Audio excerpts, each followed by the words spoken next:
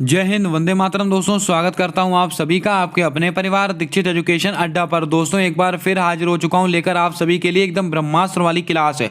दोस्तों हमने एक सप्ते में जो भी कुछ पढ़ा है उसका हम फास्टली रिवीजन करने वाले हैं इस क्लास के अंदर है। सारी वीडियो को आप ध्यानपूर्वक सुनते जाइएगा और सारे सवालों को आप दोस्तों ध्यानपूर्वक सुनेंगे क्योंकि सारे सवाल अति महत्वपूर्ण है। आप कोई सा भी एक दिवसीय एग्जाम देने वाले हों, आपके लिए क्लास रामबाण क्लास होगी। आइए दोस्तों बिना देर के हुए शुरू करते हैं आज की अपनी क्लास है। आज का हमारा पहला सवाल कहता है कि 2011 की जनगणना के अनुसार सर्वाधिक लिंगानुपात कहां पर दर्ज किया गया है। हरियाणा में किया गया है, केरल में किया गया है, बिहार में किया गया है, अरुणाचल प्रदेश में किया गया है। क्या होगा आपका सही जवाब, जल्दी से बताएं। दोस्तों आपको बता दें 2011 की जनगणना के अनुसार सर्वाधिक लिंगानुपात कहां पर दर्ज किया गया है, ये केरल के अंदर किया गया है। आपका ऑप्शन नंबर बी बिल्कुल सही जवाब होगा। अगर आपसे सवाल में पूछा जाता कि 2011 की जनगणना के अनुसार सबसे कम लिंगानुपात कहां पर दर्ज किया गया है तो आप कहते हरियाणा के अंदर। इसको आप ध्यान में रखें। आइए दोस्तों बढ़ते हैं अपने अगले प्रश्न को लेकर। दोस्तों आज का हमारा अगला सवाल है कि अंतर्राष्ट्रीय शतरंज संघ का उपाध्यक्ष कौन बना है। विश्वनाथ आनंद बने हैं, रोजर बिन्नी बने हैं, गौरव द्विवेदी बने हैं, थॉमस वॉक बने हैं। क्या होगा आपका सही जवाब, जल्दी से बताएं। अंतर्राष्ट्रीय शतरंज संघ इसका उपाध्यक्ष किसको नियुक्त किया गया है तो आप सबको पता है ये विश्वनाथ आनंद जी को बनाया गया है। आपका ऑप्शन नंबर ए बिल्कुल सही जवाब होगा। और शतरंज दिवस कब मनाया जाता है, ये 20 जुलाई को मनाया जाता है। इसको भी आपको नोट करके रखना है। आइए दोस्तों बढ़ते हैं अपने अगले सवाल की ओर। दोस्तों आज का हमारा अगला सवाल है कि डिफेंस एक्सपो 2022 का आयोजन कहां पर होगा। गुजरात में होगा, उत्तर प्रदेश में होगा, राजस्थान में होगा, असम में होगा।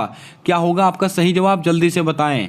डिफेंस एक्सपो 2022 इसका आयोजन कहां पर होने वाला है तो आपको नोट करके रखना है, ये गुजरात में होगा। आपका ऑप्शन नंबर ए बिल्कुल सही जवाब होगा। इसके ऊपर आप स्टार लगाकर नोट करेंगे। बहुत ही महत्वपूर्ण सवाल है आपकी परीक्षा को लेकर। आइए बढ़ते हैं अपने अगले प्रश्न की ओर। दोस्तों आज का हमारा अगला सवाल है कि 44वां शतरंज ओलंपियाड का विजेता कौन बना है। कजाकिस्तान बना है, उज्बेकिस्तान बना है, तुर्कमेनिस्तान बना है या किर्गिस्तान बना है। क्या होगा आपका सही जवाब, जल्दी से बताएं। 44वां शतरंज ओलंपियाड इसका दोस्तों आयोजन कहां पर हुआ था तो आप सब जानते हैं कि इसका आयोजन चेन्नई में हुआ था। और इसका विजेता कौन बना है तो आपको ध्यान में रखना है, ये उज्बेकिस्तान बना है।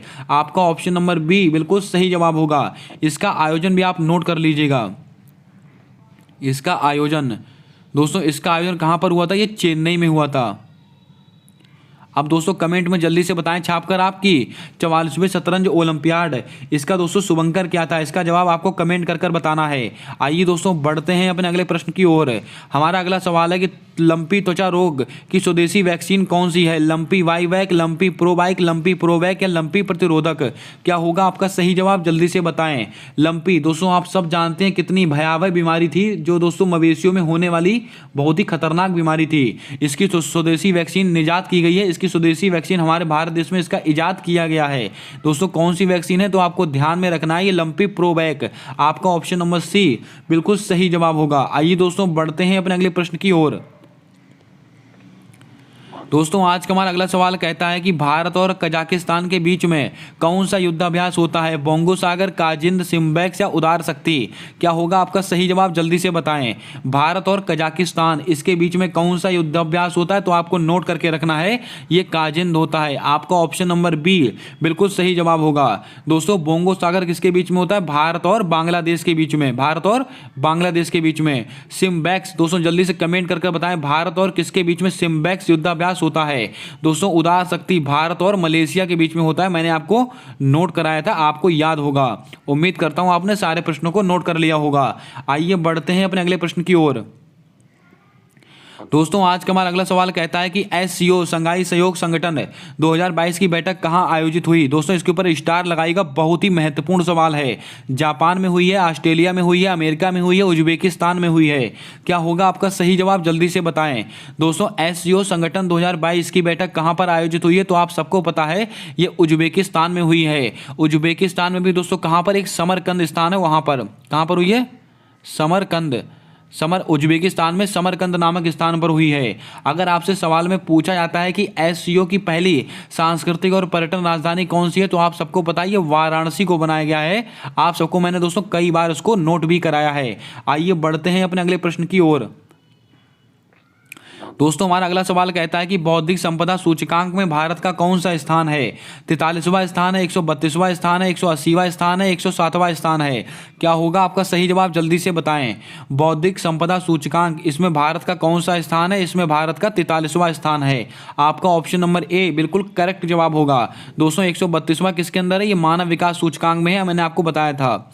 अगर आपसे कहा जाए कि मानव विकास सूचकांक, दोस्तों मानव विकास सूचकांक में दोस्तों भारत का कौन सा स्थान है, तो आप कहेंगे 132वां। 180 दोस्तों किसके अंदर है? पर्यावरण प्रदर्शन, दोस्तों पर्यावरण प्रदर्शन सूचकांक में भारत का कौन सा स्थान है? 180वां। और दोस्तों 107वां किसमें? भुखमरी में है। भुखमरी के मामले में भारत देश अपना 107वें स्थान पर, इसको भी आप ध्यान में रखें। आइए बढ़ते हैं अपने अगले प्रश्न की ओर।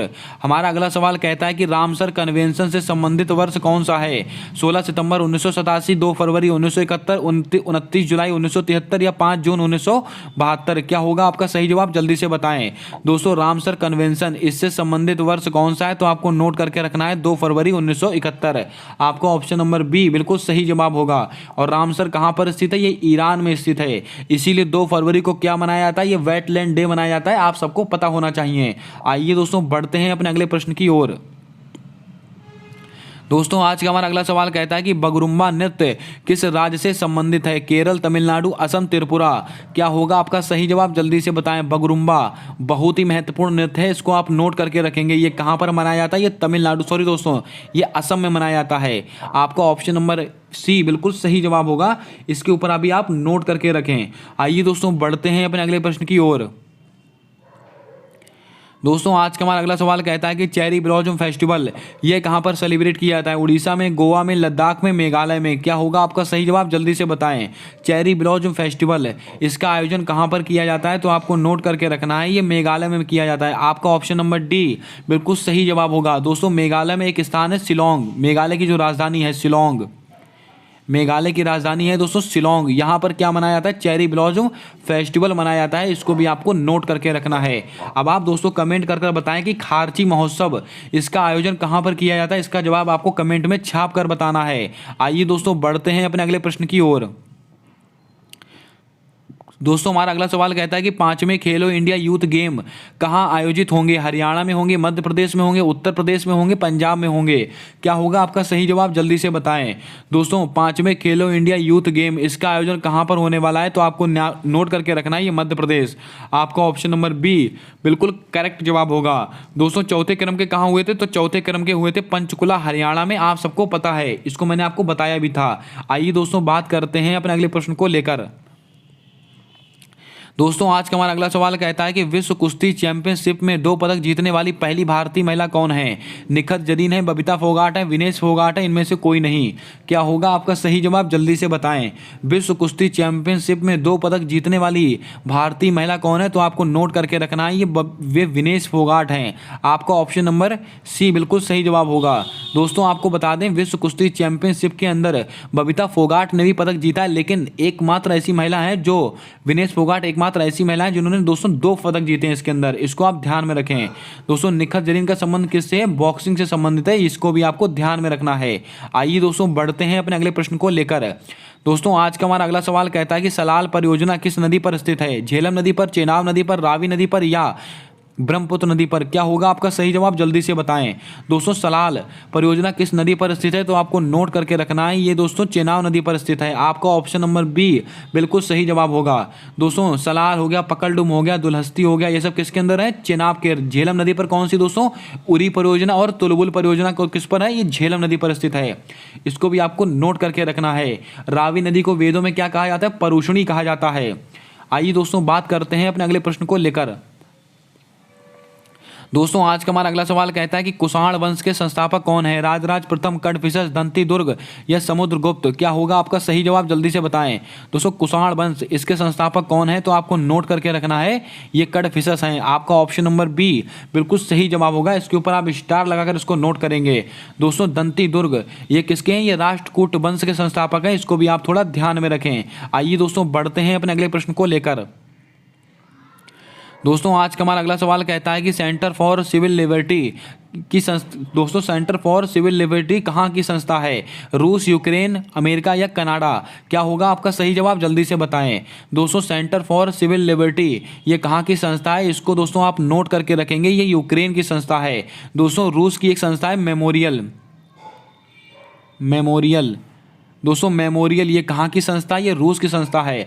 आपको दोस्तों बता दें सेंटर फॉर सिविल लिबर्टी और दोस्तों मेमोरियल, इन दो संस्थाओं को 2022 का नोबेल पुरस्कार यानी कि शांति का नोबेल पुरस्कार दिया गया है संस्थागत रूप में। इसको आपको ध्यान में रखना है। आइए दोस्तों बढ़ते हैं अपने अगले प्रश्न की ओर। दोस्तों आज का हमारा अगला सवाल कहता है कि पंचायत का आरक्षण से संबंधित अनुच्छेद कौन सा है? किस अनुच्छेद में दोस्तों पंचायत के आरक्षण का उल्लेख है? अनुच्छेद 243 ई, अनुच्छेद 243 जी, अनुच्छेद 243 आई, अनुच्छेद 243 डी? क्या होगा आपका सही जवाब? जल्दी से बताएं। दोस्तों पंचायत का आरक्षण से संबंधित अनुच्छेद कौन सा है? तो आपको नोट करके रखना है अनुच्छेद 243 डी। आपका ऑप्शन नंबर डी बिल्कुल करेक्ट जवाब होगा। इसके ऊपर आप स्टार लगाएंगे। आइए दोस्तों बढ़ते हैं अपने अगले प्रश्न की ओर। हमारा अगला सवाल कहता है कि रत्नावली किसकी पुस्तक है? वात्स्यायन की है, पतंजलि की है, कालिदास की है, हर्षवर्धन की है? क्या होगा आपका सही जवाब? जल्दी से बताएं। दोस्तों रत्नावली ये किसकी पुस्तक है? तो आप सबको पता है ये हर्षवर्धन की पुस्तक है। आपका ऑप्शन नंबर डी बिल्कुल करेक्ट जवाब होगा। दोस्तों रत्नावली किसकी पुस्तक है? ये हर्षवर्धन की पुस्तक है। इसको भी आपको नोट करके रखना है। अब दोस्तों आप कमेंट कर बताएं कि महाभाष्य ये किसकी रचना है? इसका जवाब आपको कमेंट कर ही बताना है। दोस्तों हमारा अगला सवाल कहता है कि लता मंगेशकर पुरस्कार 2021 किसे प्राप्त हुआ? सोनू निगम को मिला है, कुमार सानू को मिला है, नरेंद्र मोदी को मिला है, शशि थरूर को मिला है? क्या होगा आपका सही जवाब? जल्दी से बताएं। दोस्तों आपको बता दें लता मंगेशकर पुरस्कार 2021 ये किसको प्राप्त हुआ? तो आपको नोट करके रखना है, ये कुमार सानू को मिला था। आपका ऑप्शन नंबर बी बिल्कुल सही जवाब होगा। अगर दोस्तों आपसे कहा जाता है कि लता दीनानाथ मंगेशकर पुरस्कार ये दोस्तों किसको मिला था? ये नरेंद्र मोदी को मिला था और पहली बार मिला था। इसको आप वेरी इंपॉर्टेंट पे नोट करके रखेंगे। और लता मंगेशकर जी को भारत रत्न कब दिया गया था? ये 2001 में दिया गया था। ये भी सवाल आपको ध्यान में रखना है। आइए दोस्तों बढ़ते हैं अपने अगले और महत्वपूर्ण सवाल की ओर। दोस्तों आज का हमारा अगला सवाल कहता है कि अंतर्राष्ट्रीय साक्षरता दिवस कब सेलिब्रेट किया जाता है? 8 सितंबर, 11 जुलाई, 16 सितंबर, 25 दिसंबर? क्या होगा आपका सही जवाब? जल्दी से बताएं। अंतर्राष्ट्रीय साक्षरता दिवस इसका दोस्तों कब सेलिब्रेट किया जाता है? तो आपको नोट करके रखना है, ये 8 सितंबर को सेलिब्रेट किया जाता है। आपका ऑप्शन नंबर ए बिल्कुल राइट जवाब होगा। दोस्तों 11 जुलाई को क्या मनाते हैं? विश्व जनसंख्या दिवस। 16 सितंबर को क्या मनाते हैं? ओजोन परत संरक्षण दिवस। और 25 दिसंबर को क्या मनाते हैं? तो आप सबको पता है गुड गवर्नेंस डे मनाया जाता है। इसको भी आपको नोट करके रखना है। आइए दोस्तों बात करते हैं अपने अगले प्रश्न को लेकर। दोस्तों आज का हमारा अगला सवाल कहता है कि महिला फुटबॉलर ऑफ द ईयर 2022 किसको चुना गया है? मनीषा रामदास को, मनीषा कल्याण को, एलिना रिवाकीना को, एशले वाटी को? क्या होगा आपका सही जवाब? जल्दी से बताएं। महिला फुटबॉलर ऑफ द ईयर 2022 ये किसको चुना गया है? तो आपको नोट करके रखना है, ये मनीषा कल्याण को चुना गया है। आपका ऑप्शन नंबर बी बिल्कुल करेक्ट जवाब होगा। इसको आप नोट करके रखें। और फुटबॉल महासंघ के अध्यक्ष किसको बनाया गया? कल्याण चौबे को। इसीलिए दोस्तों कल्याण चौबे और मनीषा कल्याण इसको आप ऐसे रिलेट कर याद करेंगे। दोस्तों यहां पर एक नाम दिया मनीषा रामदास, इनको दोस्तों क्या बनाया गया? महिला बैडमिंटन ऑफ द ईयर।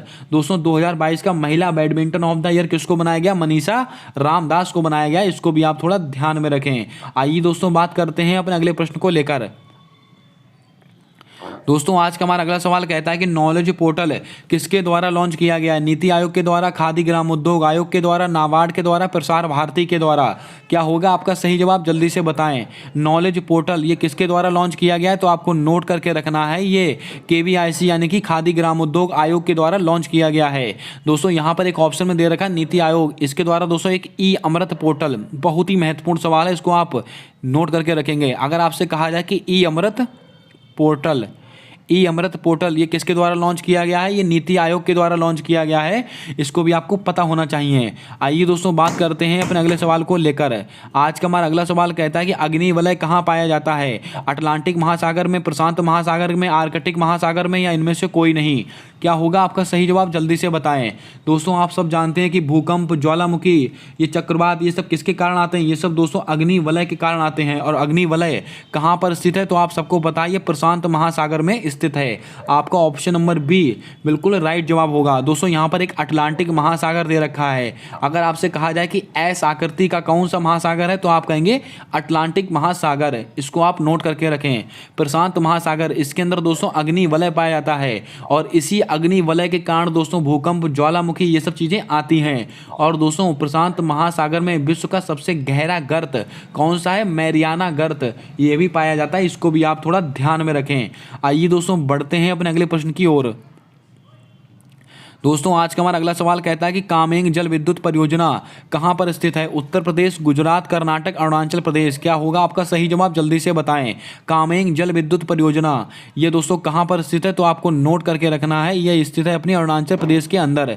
आपका ऑप्शन नंबर डी बिल्कुल करेक्ट जवाब होगा। इसके ऊपर आप स्टार लगाकर इसको नोट करेंगे। दोस्तों अरुणाचल प्रदेश की जब जब बात आएगी तो आपको 2 से 3 चीज़ें याद रखनी। क्या क्या?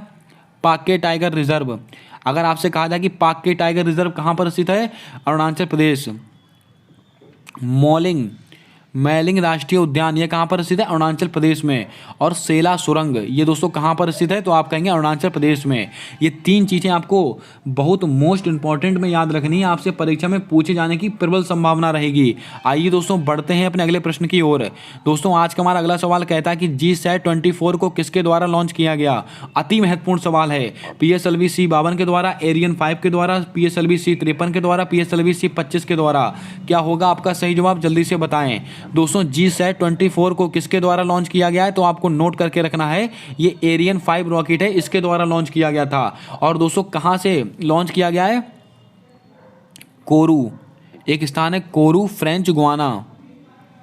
कोरू, फ्रेंच गुआना, ये दोस्तों एक स्थान का नाम है। इसको आप नोट कर लें। कोरू, फ्रेंच गुआना से दोस्तों GSAT-24 को लॉन्च किया गया था। और किस रॉकेट के द्वारा? एरियन 5 रॉकेट के द्वारा। यहां पर ऑप्शन में देके रखा हुआ है PSLV C-52। इसके द्वारा दोस्तों क्या क्या EOS-04 दोस्तों अर्थ ऑब्जर्वेशन सैटेलाइट 04 को किसके द्वारा लॉन्च किया गया? PSLV C-52 के द्वारा। दोस्तों PSLV C-53 बहुत ही महत्वपूर्ण है। इसके द्वारा सिंगापुर के दोस्तों 3 सैटेलाइट को लॉन्च किया गया था। इसको भी आप थोड़ा ध्यान में रखें। दोस्तों जो सवाल थोड़ा एक्सप्लेन करने वाला होगा उसको मैं थोड़ा एक्सप्लेन कर दूंगा, क्योंकि दोस्तों ये रिवीजन चल रहा है तो इसको आप एक फ्लो में देखते रहिएगा। सारे सवाल आपके पढ़े हुए सवाल हैं। आइए दोस्तों बढ़ते हैं अपने अगले प्रश्न की ओर। दोस्तों आज का हमारा अगला सवाल कहता है कि NIA के वर्तमान महानिदेशक कौन है? सतीश पाई हैं, दिनकर गुप्ता है, विनीत कुमार है या गौरव द्विवेदी हैं? क्या होगा आपका सही जवाब, जल्दी से बताएं। दोस्तों NIA यानी कि नेशनल इन्वेस्टिगेशन एजेंसी, इसके वर्तमान में महानिदेशक कौन है तो आपको ध्यान में रखना है। ये दोस्तों दिनकर गुप्ता जी हैं। आपका ऑप्शन नंबर बी बिल्कुल करेक्ट जवाब होगा। इसके ऊपर आप स्टार लगाकर इसको नोट करेंगे। दोस्तों सतीश पाई कौन है? एल्यूमिनियम अथॉरिटी ऑफ इंडिया के अध्यक्ष हैं, एल्यूमिनियम के। विनीत कुमार दोस्तों कौन है? ये दोस्तों विनीत कुमार, जल्दी से कमेंट करके बताएंगे विनीत कुमार कौन है। इसको दोस्तों आपको मैंने नोट कराया है। गौरव द्विवेदी कौन है? ये प्रसार भारती के अध्यक्ष हैं। इसको भी आपको थोड़ा ध्यान में रखना है। आइए दोस्तों बात करते हैं अपने अगले प्रश्न को लेकर। दोस्तों आज का हमारा अगला सवाल कहता है कि इन आवर लाइफ टाइम अभियान किसके द्वारा लॉन्च किया गया? पर्यावरण मंत्रालय के द्वारा, संयुक्त राष्ट्र विकास कार्यक्रम के द्वारा, नीति आयोग के द्वारा, ए और बी दोनों। किसके द्वारा लॉन्च किया गया है? दोस्तों आपको बता दें इन आवर लाइफ टाइम अभियान ये दोस्तों कहाँ पर लॉन्च किया गया है तो आपको नोट करके रखना है। ये पर्यावरण मंत्रालय और संयुक्त विकास कार्यक्रम इन दोनों के द्वारा लॉन्च किया गया है। तो आपका ऑप्शन नंबर डी बिल्कुल राइट जवाब होगा। इसको आप स्टार लगाकर इसको नोट करेंगे। दोस्तों आपको बता दें इसका आयोजन कहाँ पर किया गया? ये COP 27 COP 27 जो कि दोस्तों कहाँ पर? इजिप्ट, मिस्र में दोस्तों आयोजित हुआ है। यहाँ पर दोस्तों इसका आयोजन किया गया है। इसको भी आप नोट कर लें। अब दोस्तों आप कमेंट कर बताएं कि COP 26 इसका आयोजन कहाँ पर किया गया था। इसका जवाब आपको कमेंट में छाप कर बताना है। और मिस्र की राजधानी क्या है? काहिरा। काहिरा दोस्तों मिस्र की राजधानी है। आपसे दोस्तों ये सवाल भी पूछा जा सकता है और यह सवाल भी आपसे पूछा जा सकता है। दोस्तों इन आवर लाइफ टाइम अभियान किसके द्वारा लॉन्च किया गया है? इसमें पर्यावरण मंत्रालय और संयुक्त राष्ट्र विकास कार्यक्रम ये दोनों लोग शामिल हैं, इसको भी आप ध्यान में रखें। आइए दोस्तों बढ़ते हैं अपने अगले प्रश्न की ओर। दोस्तों हमारा अगला सवाल कहता है कि मेजर ध्यानचंद खेल रत्न पुरस्कार 2022 किसे प्राप्त हुआ है? नीरज चोपड़ा को मिला है, शरद कमल को मिला है, निखत जरीन को मिला है या भावना जाट को मिला है? क्या होगा आपका सही जवाब? जल्दी से बताएं।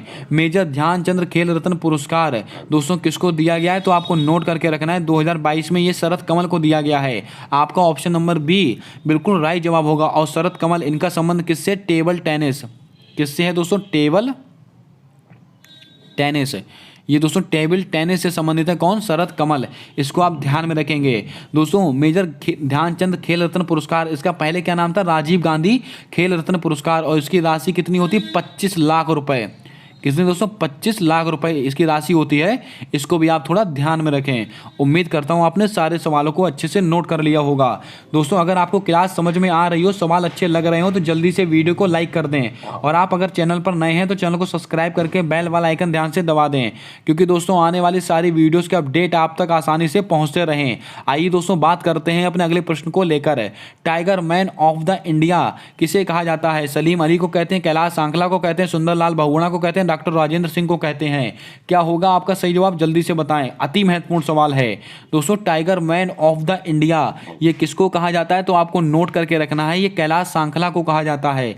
आपका ऑप्शन नंबर बी बिल्कुल सही जवाब होगा। अगर आपसे कहा जाए कि वर्ड मैन, अगर आपसे कहा जाए कि वर्ड मैन, दोस्तों word man of the India ये दोस्तों कौन है? सलीम अली हैं। और टाइगर मैन कौन है? कैलाश सांकला हैं। सुंदरलाल बहुगुणा इनका संबंध दोस्तों चिपको आंदोलन से है। किससे?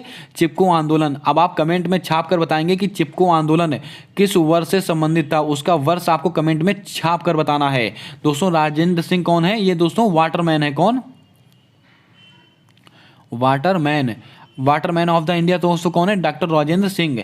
इसको भी आपको ध्यान में रखना है। आइए दोस्तों बढ़ते हैं आज अपने अगले सवाल की ओर। दोस्तों आज का हमारा अगला सवाल कहता है कि दुनिया में सबसे ऊंचाई पर मतदाता केंद्र स्थापित हुआ है। हमारा सवाल हमसे कह रहा है कि दुनिया में सबसे ऊंचाई पर मतदाता केंद्र कहां पर स्थापित हुआ है? हिमाचल प्रदेश में, उत्तराखंड में, लद्दाख में, सिक्किम में? क्या होगा आपका सही जवाब? जल्दी से बताएं। दुनिया का सबसे ऊंचा मतदाता केंद्र ये कहां पर स्थापित हुआ है? तो आपको नोट करके रखना है, ये हिमाचल प्रदेश में हुआ है। इसका नाम क्या रखा गया? तासी गंग। तासी गंग इसका दोस्तों नाम रखा गया है। इसको भी आप थोड़ा ध्यान में रखें। आइए दोस्तों बात करते हैं अपने अगले प्रश्न की ओर। दोस्तों आज का हमारा अगला सवाल कहता है कि the boy who wrote a constitutional पुस्तक के लेखक कौन है? रस्किन बॉन्ड है, राजेश तलवार है, आलोक अग्रवाल हैं या हरीश मेहता है? क्या होगा आपका सही जवाब? जल्दी से बताएं।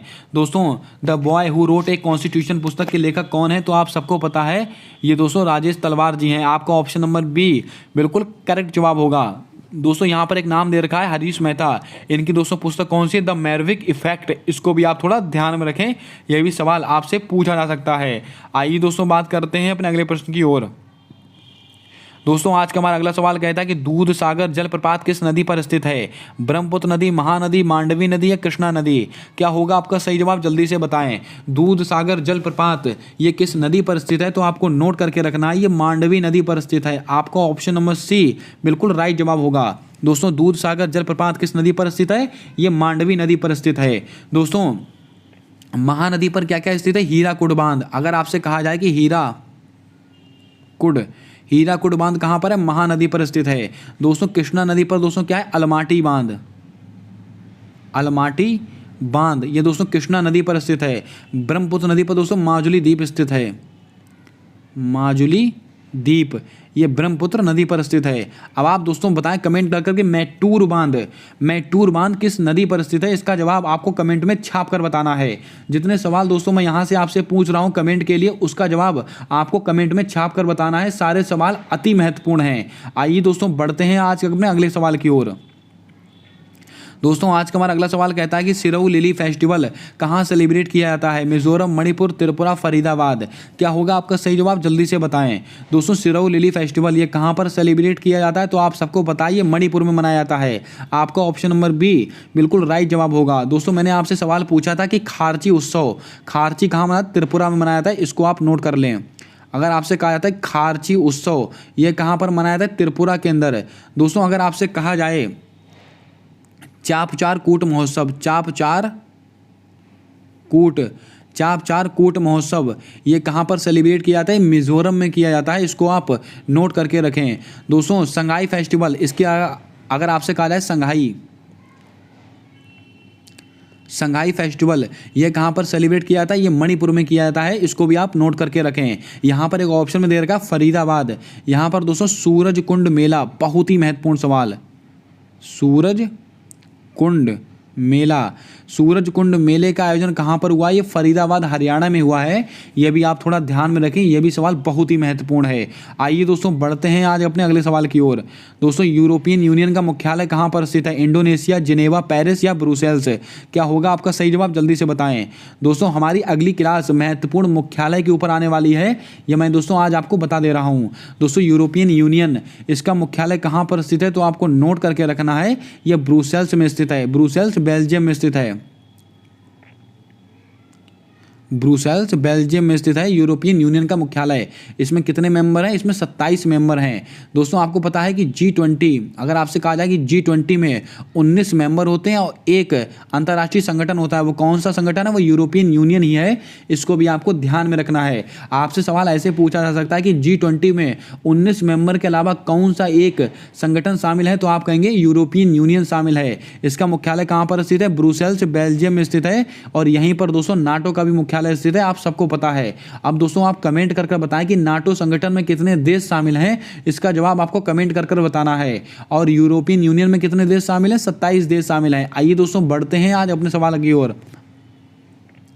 दोस्तों आज का हमारा अगला सवाल कहता है कि नरम दल और गरम दल कब अलग हुए थे? 1916 में, 1907 में, 1905 में, 1917 में? क्या होगा आपका सही जवाब? जल्दी से बताएं। दोस्तों नरम दल और गरम दल ये दोस्तों कब अलग हुए थे? ये 1907 में हुए थे। 1907 में क्या हुआ था? सूरत अधिवेशन, सूरत अधिवेशन, अधिवेशन। दोस्तों सूरत अधिवेशन, इसकी अध्यक्षता किसने की थी? रास बिहारी ने की थी। आप सबको पता होना चाहिए। सूरत अधिवेशन के दौरान नरम दल और गरम दल अलग हो गए थे।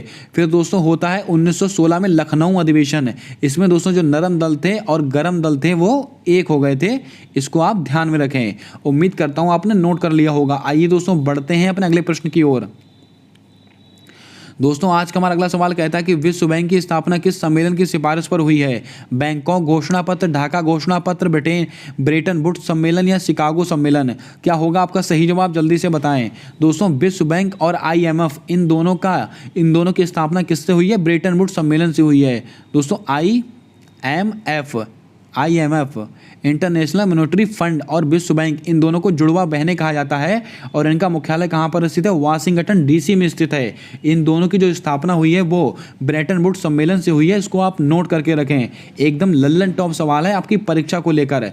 दोस्तों यहाँ पर एक ऑप्शन में दे रखा बैंकॉक घोषणा पत्र, इसके द्वारा दोस्तों आसियान की स्थापना हुई है।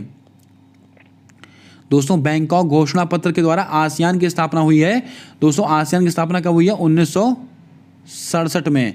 और इसमें कितने मेंबर हैं? 10 मेंबर शामिल हैं। किसमें? आसियान में। इसका मुख्यालय कहाँ पर स्थित है? जकार्ता इंडोनेशिया में स्थित है। दोस्तों ढाका घोषणा पत्र में दोस्तों सार्क की स्थापना हुई है। किसकी?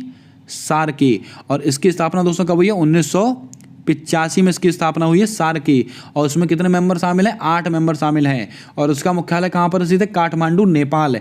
इनको भी आप नोट करके रखें, यह भी सवाल बहुत ही महत्वपूर्ण है। आइए दोस्तों बढ़ते हैं अपने अगले प्रश्न की ओर। दोस्तों आज का हमारा अगला सवाल कहता है कि राष्ट्रपति पर महाभियोग की प्रक्रिया कहाँ से ली गई है? रूस, दक्षिण अफ्रीका, अमेरिका या आयरलैंड? क्या होगा आपका सही जवाब? जल्दी से बताएं। राष्ट्रपति पर महाभियोग, दोस्तों इसकी प्रक्रिया कहाँ से ली गई है? अमेरिका से ली गई है। आपका ऑप्शन नंबर C बिल्कुल करेक्ट जवाब होगा। अगर आपसे कहा जाता है कि राष्ट्रपति पर महाभियोग, ये दोस्तों किस अनुच्छेद से संबंधित है? अनुच्छेद 61। आपका दोस्तों अनुच्छेद 61 यानी कि आर्टिकल 61 में दोस्तों राष्ट्रपति का महाभियोग है। दोस्तों आपको बता दें मौलिक कर्तव्य कहाँ से लिए गए हैं? तो आपको कहना है रूस से लिए गए हैं। मौलिक अधिकार कहाँ से लिए गए? अमेरिका से लिए गए हैं। संविधान संशोधन कहाँ से लिया गया? दक्षिण अफ्रीका से लिया गया है। और DPSP कहाँ से लिए गए हैं? आयरलैंड से लिए गए हैं। इसको भी आप ध्यान में रखें। ये सारे सवाल आपको याद होने चाहिए। आइए दोस्तों बढ़ते हैं आज अपने अगले सवाल की ओर। दोस्तों आज का हमारा अगला सवाल कहता है कि निम्नलिखित में से आर्थिक ग्रह का उदाहरण नहीं है। दोस्तों यहाँ पर आंतरिक ग्रह, आप दोस्तों यहाँ पर थोड़ा करेक्शन कर लेंगे, क्या होगा यहाँ पर आंतरिक ग्रह, निम्नलिखित में से आंतरिक दोस्तों निम्नलिखित में से आंतरिक ग्रह का उदाहरण कौन सा नहीं है। दोस्तों आपको बता दें, बुध हो गया, शुक्र हो गया, पृथ्वी हो गया और मंगल हो गया। पृथ्वी और मंगल ये सब के सब कैसे हैं, ये सब के सब आंतरिक ग्रह हैं। कौन से आंतरिक, आपका ऑप्शन नंबर डी बिल्कुल सही जवाब होगा। दोस्तों बृहस्पति, शनि, अरुण, वरुण ये सब कैसे हैं, ये सब बाह्य ग्रह हैं। इसको भी आपको नोट करके रखना है। दोस्तों यहाँ पर लिख लीजिए आप, बृहस्पति, शनि, अरुण और वरुण, ये जो 4 ग्रह हैं ये दोस्तों बाह्य ग्रह हैं, इसको भी आपको नोट करना है। आइए दोस्तों बढ़ते हैं अपने अगले सवाल की ओर। हमारा अगला सवाल कहता है कि चमेली देवी पुरस्कार किस क्षेत्र में दिए जाते हैं। पत्रकारिता के क्षेत्र में, चिकित्सा के क्षेत्र में, या वास्तुकला के क्षेत्र में, या साहित्य के क्षेत्र में। क्या होगा आपका सही जवाब, जल्दी से बताएं। चमेली देवी पुरस्कार ये किस क्षेत्र में दिया जाता है, तो आपको नोट करके रखना है, ये पत्रकारिता के क्षेत्र में दिया जाता है। आपका ऑप्शन नंबर ए बिल्कुल सही जवाब होगा। दोस्तों इस सवाल को आप अपने से एक बार रीचेक कर लेंगे कि ये क्षेत्र सही है या गलत, इसको आप थोड़ा सा रीचेक कर लेंगे, यहाँ पर थोड़ी सी कन्फ्यूजन बनी हुई है। दोस्तों वास्तुकला के क्षेत्र में क्या दिया था, पृथ्वीधर पुरस्कार, आप सबको मैंने नोट कराया है, पृथ्वीधर पुरस्कार। और पत्रकारिता के क्षेत्र में पुलित्जर पुरस्कार, पुलित्जर पुरस्कार, इसको आप नोट करेंगे। दोस्तों आइए बात करते हैं अपने अगले प्रश्न को लेकर। हमारा अगला सवाल कहता है कि महाधिवक्ता का संबंध किस अनुच्छेद से है। दोस्तों इसको मैंने शायद आपको कल ही नोट कराया है। 165 है, 176 है, 72 है, 215 है। क्या होगा आपका सही जवाब, जल्दी से बताएं। दोस्तों राज्य का सबसे बड़ा वकील महाधिवक्ता, दोस्तों इसका संबंध किस अनुच्छेद से है, तो आप कहेंगे अनुच्छेद 165। और ये किसके प्रसाद पर्यंत कार्य करता है, ये राज्यपाल के प्रसाद पर्यंत कार्य करता है। किसके, राज्यपाल के। अगर आपसे प्रश्न में कहा जाए कि महाधिवक्ता किसके प्रसाद पर्यंत कार्य करेगा, यह राज्यपाल के प्रसाद पर्यंत कार्य करता है, इसको आप नोट करके रखें। अनुच्छेद 76 ये किससे संबंधित है, महान्यायवादी। और ये किसके, और दोस्तों ये किसके लिए कार्य करता है, ये राष्ट्रपति के प्रसाद पर्यंत कार्य करता है, ये भी आपको ध्यान में रखना है। अब आप कमेंट कर बताएंगे वर्तमान समय में हमारे महान्यायवादी किसको नियुक्त किया गया है। एकदम लल्लन टॉप सवाल है, आपकी परीक्षा में आपसे पूछा जा सकता है। आइए दोस्तों बात करते हैं आज अगले सवाल की ओर। दोस्तों आज का हमारा अगला सवाल कहता है कि देश का पहला नैनो खाद प्लांट कहाँ पर स्थापित हुआ है। गुजरात, उत्तर प्रदेश, राजस्थान, मध्य प्रदेश। क्या होगा आपका सही जवाब, जल्दी से बताएं। दोस्तों देश का पहला नैनो खाद प्लांट ये कहाँ पर स्थापित हुआ है, तो आपको कहना है गुजरात में हुआ है। आपका ऑप्शन नंबर ए बिल्कुल सही जवाब होगा। गुजरात में भी दोस्तों कहाँ पर एक स्थान है, कलोल।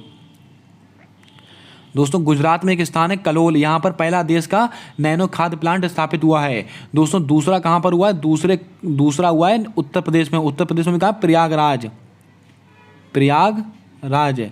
दोस्तों अगर आपसे प्रश्न में कहा जाए देश का दूसरा नैनो खाद प्लांट कहाँ पर स्थापित हुआ, उत्तर प्रदेश के प्रयागराज में हुआ है। पहला कहाँ पर हुआ, गुजरात के कलोल में हुआ है। आइए दोस्तों बढ़ते हैं अपने अगले प्रश्न की ओर। हमारा अगला सवाल कहता है कि नाबार्ड का नया अध्यक्ष किसे नियुक्त किया गया। गोविंद चिंतालू को, साजी केवी को, सतीश पाई को, दिनकर गुप्ता को। क्या होगा आपका सही जवाब, जल्दी से बताएं। दोस्तों नाबार्ड इसकी अध्यक्ष किसको नियुक्त किया गया है, तो आपको ध्यान में रखना है, ये साजी केवी को किया गया है। आपका ऑप्शन नंबर बी बिल्कुल सही जवाब होगा। दोस्तों नाबार्ड की स्थापना कब हुई है, 12 जुलाई 1982 को दोस्तों नाबार्ड की स्थापना हुई है। और दोस्तों किस समिति की सिफारिश पर, शिवरमन समिति।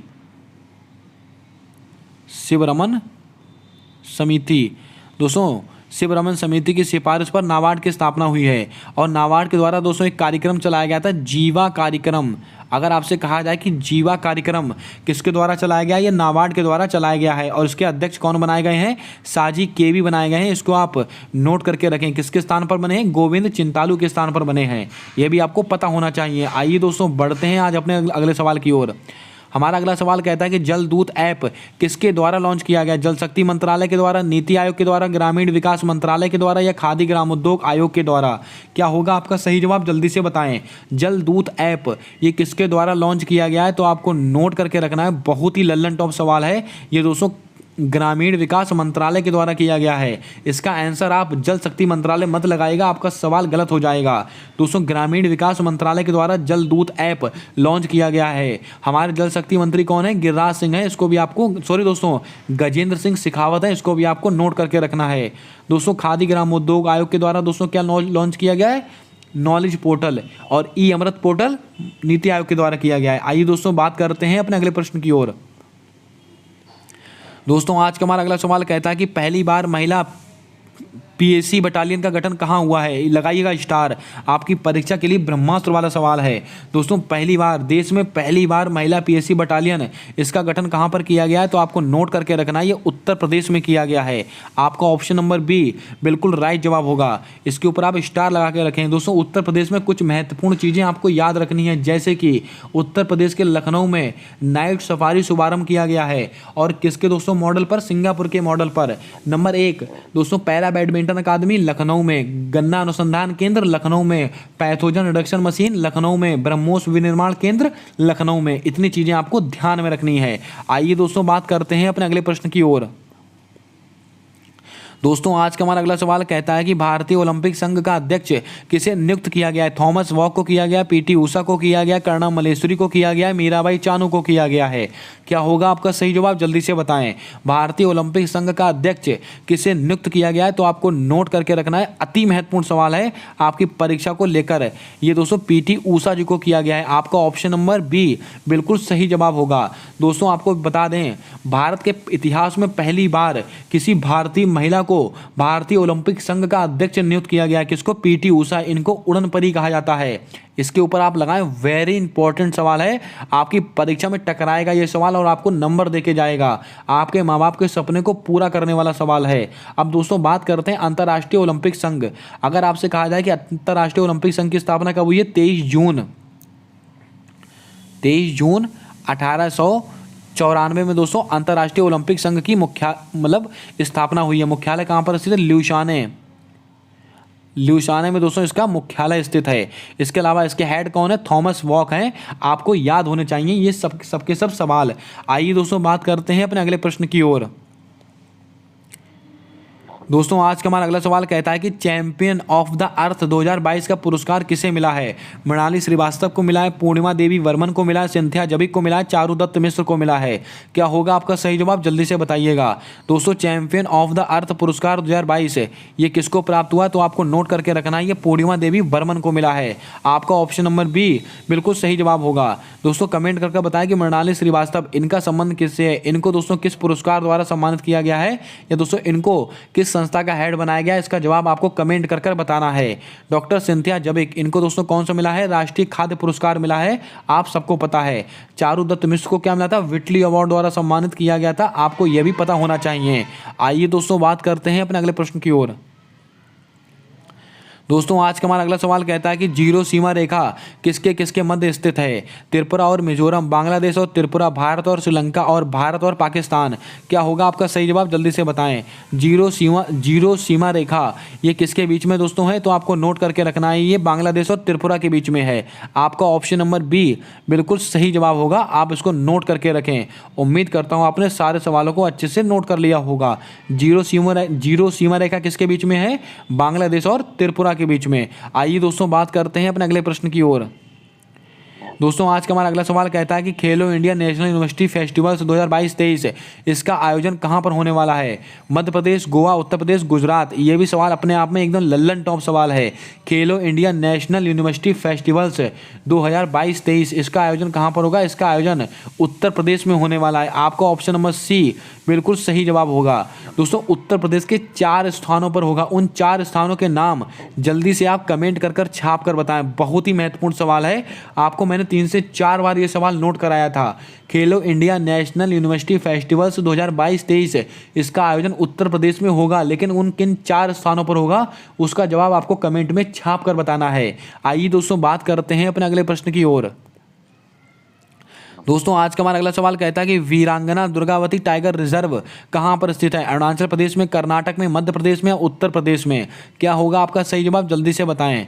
दोस्तों वीरांगना दुर्गावती टाइगर रिजर्व ये कहाँ पर स्थित है? तो आपको नोट करके रखना है, ये मध्य प्रदेश में स्थित है। आपका ऑप्शन नंबर सी बिल्कुल सही जवाब होगा। दोस्तों अगर आपसे कहा जाए कूनो राष्ट्रीय उद्यान, कूनो ये कहाँ पर है? ये भी मध्य प्रदेश में स्थित है।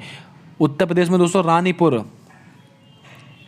रानीपुर वन्य जीव अभयारण्य ये कहाँ पर स्थित है? ये उत्तर प्रदेश में स्थित है और इसको दोस्तों भारत का 53वां टाइगर रिजर्व घोषित किया गया है। आप सबको अच्छी तरह से पता है। अरुणाचल प्रदेश मौलिक राष्ट्रीय उद्यान, इसको भी आपको ध्यान में रखना है। आइए दोस्तों बात करते हैं आज अपने अगले सवाल की ओर। दोस्तों आज का हमारा अगला सवाल कहता है कि यूएनओ का मुख्यालय कहाँ पर स्थित है? पेरिस में है, जिनेवा में है, लुइसियाना में है, न्यूयॉर्क में है? क्या होगा आपका सही जवाब? जल्दी से बताएं। दोस्तों यूएनओ इसका मुख्यालय कहाँ पर स्थित है? तो आपको नोट करके रखना है, ये दोस्तों न्यूयॉर्क में स्थित है। आपका ऑप्शन नंबर डी बिल्कुल करेक्ट जवाब होगा। अब दोस्तों बात करते हैं यूएनओ, इसकी स्थापना कब हुई है? 24 अक्टूबर 1945 को इसकी स्थापना हुई है। यूएनओ इसको आप नोट करके रखें। इसके कितने अंग हैं? इसके 6 अंग हैं। इसके दोस्तों कितने सदस्य हैं? इसके कितने मेंबर हैं? इसका जवाब आपको कमेंट में छाप कर बताना है। यूएनओ इसका मुख्यालय कहाँ पर स्थित है? न्यूयॉर्क में स्थित है। आइए दोस्तों बात करते हैं आज अपने अगले सवाल की ओर। आज का हमारा अगला सवाल है कि नागार्जुन सागर बांध किस नदी पर स्थित है? नर्मदा नदी पर स्थित है, कृष्णा नदी पर स्थित है, कावेरी नदी पर स्थित है, ब्रह्मपुत्र नदी पर स्थित है? क्या होगा आपका सही जवाब? जल्दी से बताएं। नागार्जुन सागर बांध ये किस नदी पर स्थित है? तो आपको नोट करके रखना है, ये कृष्णा नदी पर स्थित है। आपका ऑप्शन नंबर बी बिल्कुल सही जवाब होगा। दोस्तों कृष्णा नदी पर एक मैंने बांध अभी आपको बताया था, अलमाटी बांध, ये भी आपको नोट करके रखना है। दोस्तों यहाँ पर बात आई है कावेरी नदी, इस पर क्या स्थित है? मैटूर बांध। अगर आपसे कहा जाए कि मैटूर बांध ये किस नदी पर स्थित है? ये कावेरी नदी पर स्थित है। दोस्तों पेरियार नदी पर कौन सा बांध स्थित है? पेरियार नदी, बहुत ही महत्वपूर्ण सवाल है। पेरियार नदी, इस पर दोस्तों इडुक्की बांध। अगर आपसे कहा जाए कि इडुक्की बांध किस नदी पर स्थित है? ये पेरियार नदी पर स्थित है। दोस्तों धुआंधार जलप्रपात, सरदार सरोवर बांध और ओंकारेश्वर बांध ये दोस्तों किस नदी पर स्थित है? ये सब नर्मदा नदी के ऊपर स्थित है। इसको भी आपको पता होना चाहिए। आइए दोस्तों बात करते हैं आज अपने अगले सवाल की ओर। दोस्तों आज का हमारा अगला सवाल कहता है कि लाई हरोबा त्यौहार कहाँ मनाया जाता है? त्रिपुरा, मिजोरम, तमिलनाडु, असम? क्या होगा आपका सही जवाब? जल्दी से बताएं। दोस्तों लाई हरोबा फेस्टिवल ये कहाँ पर सेलिब्रेट किया जाता है? तो आप थोड़ा ध्यान में रखेंगे, इसका सेलिब्रेशन मणिपुर में किया जाता है। यहाँ पर दोस्तों आप एक ऑप्शन काट के मणिपुर कर लीजिएगा, मणिपुर। दोस्तों लाई हरोबा फेस्टिवल कहाँ मनाया जाता है? ये दोस्तों मणिपुर में मनाया जाता है। इसको भी आपको नोट करके रखना है, बहुत ही लल्लन टॉप सवाल है आपकी परीक्षा को लेकर। इसको आप जरा एक बार रीचेक जरूर करेंगे अपने से। आइए दोस्तों बात करते हैं अपने अगले प्रश्न को लेकर।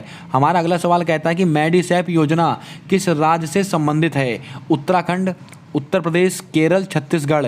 क्या होगा आपका सही जवाब? जल्दी से बताएं। दोस्तों मेडिसैप योजना ये किस राज्य की योजना है? तो आपको नोट करके रखना है, ये केरल की योजना है। आपका ऑप्शन नंबर सी बिल्कुल सही जवाब होगा। अगर दोस्तों आपसे प्रश्न में कहा जाता एक जिला एक उत्पाद योजना ये किसकी है? उत्तर प्रदेश की है। दोस्तों लाडली लक्ष्मी योजना ये दोस्तों किसकी है? तो आपको कहना है छत्तीसगढ़। इसको भी आप थोड़ा ध्यान में रखें। इसको भी आप दोस्तों लाडली लक्ष्मी योजना छत्तीसगढ़ की नहीं है। मातृत्व योजना, मातृत्व शक्ति योजना करके है दोस्तों, वो छत्तीसगढ़ की। लाडली लक्ष्मी योजना ये छत्तीसगढ़ की नहीं है। इसको आप थोड़ा ध्यान में रखेंगे। आइए दोस्तों बात करते हैं अपने अगले प्रश्न की ओर। दोस्तों हमारा अगला सवाल कहता है कि अष्टांग योग इस पुस्तक के लेखक कौन है? महर्षि पतंजलि हैं, डॉक्टर सोनू फोगाट है, राम बहादुर राय हैं या विनोद राय हैं? क्या होगा आपका सही जवाब? जल्दी से बताएं। दोस्तों अष्टांग योग इस पुस्तक के लेखक कौन है? तो आपको नोट करके रखना है, डॉक्टर सोनू फोगाट। इसका आंसर आप महर्षि पतंजलि मत लगाइएगा, आपका सवाल गलत हो जाएगा। अष्टांग योग के लेखक कौन है? डॉक्टर सोनू फोगाट। इसको आप ध्यान में रखें। दोस्तों यहां पर एक ऑप्शन में दे रखा विनोद राय, इनकी एक पुस्तक है not just a night watchman. इसको आप नोट कर लें, not just a night watchman ये किसकी पुस्तक है? ये विनोद राय की पुस्तक है। अष्टांग योग किसकी है? डॉक्टर सोनू फोगाट की पुस्तक है। आइए दोस्तों बात करते हैं अपने अगले सवाल की ओर। दोस्तों आज का हमारा अगला सवाल कहता है कि जीएसटी काउंसिल का संबंध किस अनुच्छेद से है? अनुच्छेद 246 ए, अनुच्छेद 279 ए, अनुच्छेद 110, अनुच्छेद 112। क्या होगा आपका सही जवाब? जल्दी से बताएं। दोस्तों जीएसटी काउंसिल इसका संबंध किससे है? तो आप कहेंगे अनुच्छेद 279 ए यानी कि 279 ए। आपका ऑप्शन नंबर बी बिल्कुल राइट जवाब होगा। अगर आपसे कहा जाता है केवल जीएसटी, अगर आपसे कहा जाए कि जीएसटी का उल्लेख किसके अंदर है? अनुच्छेद 246 ए, लेकिन जीएसटी काउंसिल पूछा है तो इसका जवाब क्या हो जाएगा? अनुच्छेद 279 ए। और जीएसटी काउंसिल की बैठक कहाँ पर होने वाली? चंडीगढ़ में होने वाली है। कहाँ पर? चंडीगढ़। दोस्तों इसकी बैठक चंडीगढ़ में होने वाली, इसको भी आप थोड़ा ध्यान में रखें। GST goods and service tax और कैसा कर है? ये अप्रत्यक्ष कर है, इसको आप नोट करके रखें। कौन सा संविधान संशोधन है? 101वां संविधान संशोधन है। पूरे भारत में जीएसटी कब लागू हुई थी? 1 जुलाई 2017 को दोस्तों पूरे भारत में जीएसटी लागू हुई थी। यह भी आपको पता होना चाहिए। आइए दोस्तों बात करते हैं अपने अगले प्रश्न की ओर। दोस्तों आज का हमारा अगला सवाल कहता है कि बेरिंग जल संधि किसके किसके मध्य पाई जाती है? यह सवाल बहुत ही महत्वपूर्ण है। काला सागर और ओजेब सागर, मरमरा सागर और काला सागर, प्रशांत महासागर और आर्कटिक महासागर, भूमध्य सागर और अटलांटिक महासागर। क्या होगा आपका सही जवाब? जल्दी से बताएं। बेरिंग जल संधि ये दोस्तों किसके बीच में पाई जाती है? तो आपको नोट कर लेना है। ये दोस्तों प्रशांत महासागर और आर्कटिक महासागर के बीच में पाई जाती है। आपका ऑप्शन नंबर सी बिल्कुल करेक्ट जवाब होगा। अब दोस्तों बात करते हैं कुछ ऑप्शंस को लेकर। काला सागर और ओजेब सागर के बीच में दोस्तों कौन सी जल संधि पाई जाती? कर्ज की जल संधि पाई जाती। कौन सी दोस्तों? कर्ज। अब दोस्तों बात करते हैं मरमरा सागर और काला सागर, इसके बीच में दोस्तों बॉस्फोरस की जल संधि पाई जाती है। अगर आपसे कहा जाए बॉस्फोरस की जल संधि मरमरा सागर और काला सागर, दोस्तों भूमध्य सागर और अटलांटिक महासागर के बीच में जिब्राल्टर की जनसंधि पाई जाती है। इसको भी आपको नोट करना है। आइए दोस्तों बात करते हैं अपने अगले सवाल की ओर। हमारा अगला सवाल कहता है कि पूना पैक्ट समझौता किस वर्ष से संबंधित है? बहुत ही लल्लन टॉप सवाल है, बहुत ही सिंपल सवाल है। 1929, 1929, 1930, 1931, 1932। क्या होगा आपका सही जवाब? जल्दी से बताएं। पूना पैक्ट समझौता ये किस वर्ष से संबंधित है? तो आप सबको पता है ये दोस्तों 1932 का समझौता है। किसके बीच में हुआ था? महात्मा गांधी और डॉक्टर भीमराव अंबेडकर के बीच में हुआ था और यरवदा जेल में हुआ था। यह भी आपको नोट करके रखना है। दोस्तों बात करते हैं 1929 लाहौर अधिवेशन, 1930 सविनय अवज्ञा आंदोलन और दांडी यात्रा, 1931 कराची अधिवेशन। आइए दोस्तों बात करते हैं अपने अगले प्रश्न की ओर।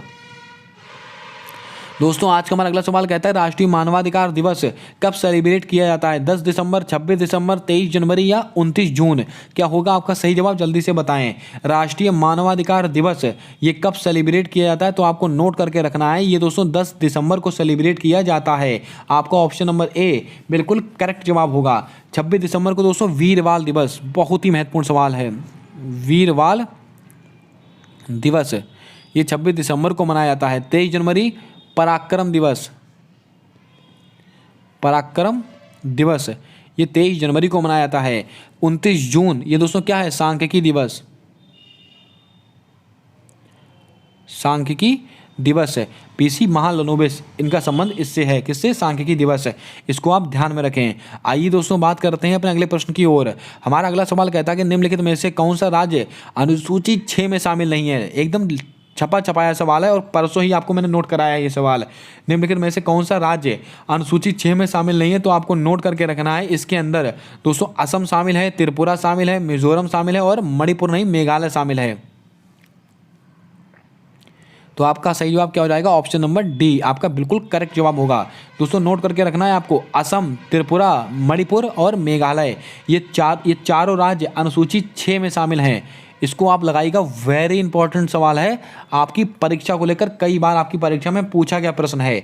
आइए दोस्तों बात करते हैं अपने अगले सवाल की ओर। हमारा अगला सवाल कहता है कि अंडमान और निकोबार को कौन अलग करता है? 10 डिग्री अक्षांश, 8 डिग्री अक्षांश, 9 डिग्री अक्षांश या 49 डिग्री अक्षांश? क्या होगा आपका सही जवाब? जल्दी से बताएं।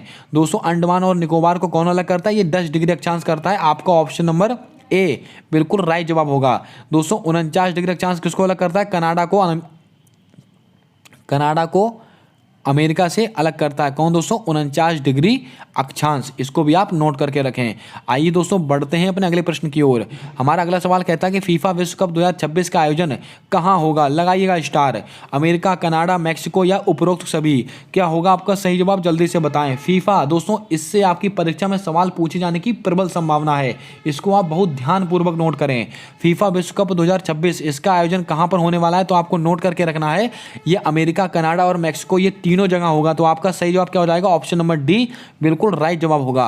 दोस्तों फीफा विश्व कप 2022 इसका आयोजन कहां पर हो रहा है? कतर में हो रहा है। कतर कहां? कतर दोहा में दोस्तों फीफा विश्व कप 2022 का आयोजन हो रहा है।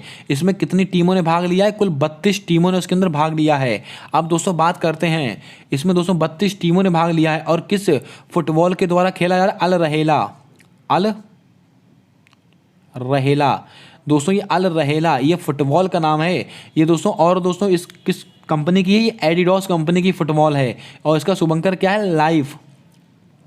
लाइफ इसका शुभंकर है किसका? फीफा का। इसको आप नोट करके रखें। आइए दोस्तों बात करते हैं अपने अगले प्रश्न की ओर। हमारा अगला सवाल कहता है कि शुद्ध शून्य कार्बन उत्सर्जन का लक्ष्य कब तक रखा गया है? 2047, 2070, 2072, 2075? क्या होगा आपका सही जवाब? जल्दी से बताएं। शून्य शुद्ध कार्बन उत्सर्जन इसका लक्ष्य कब तक का रखा गया है? ये 2070 तक का रखा गया है।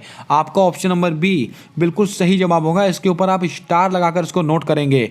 आइए दोस्तों बात करते हैं अपने अगले प्रश्न की ओर। दोस्तों आज का हमारा अगला सवाल कहता है कि काशी यात्रा योजना का संबंध किस राज्य से है? त्रिपुरा, कर्नाटक, उत्तर प्रदेश या पंजाब?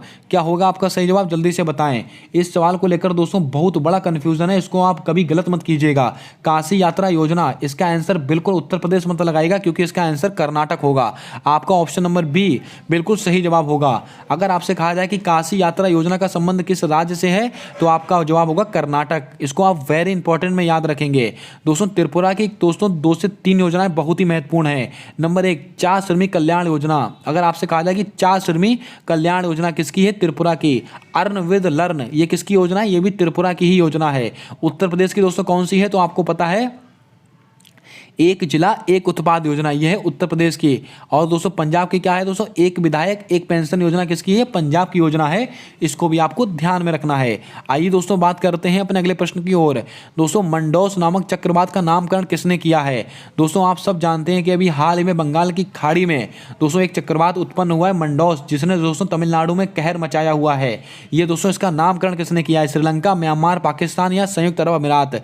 क्या होगा आपका सही जवाब? जल्दी से बताएं। यहाँ से दोस्तों सवाल बनने की प्रबल संभावना रहेगी आपकी परीक्षा में।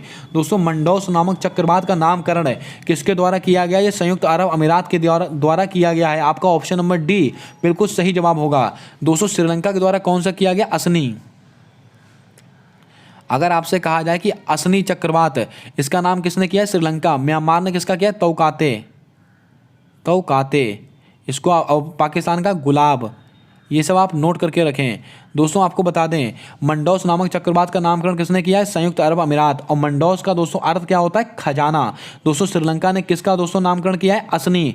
2022 का पहला चक्रवात था। म्यांमार ने दोस्तों किसका किया है? तौकाते यानी कि आवाज करने वाली छिपकली। पाकिस्तान ने दोस्तों किसका किया है? गुलाब, यानी कि पाकिस्तान ने क्या नाम दिया था? गुलाब नाम दिया था। इसको भी आप ध्यान में रखें। आइए दोस्तों बात करते हैं अपने अगले प्रश्न की ओर।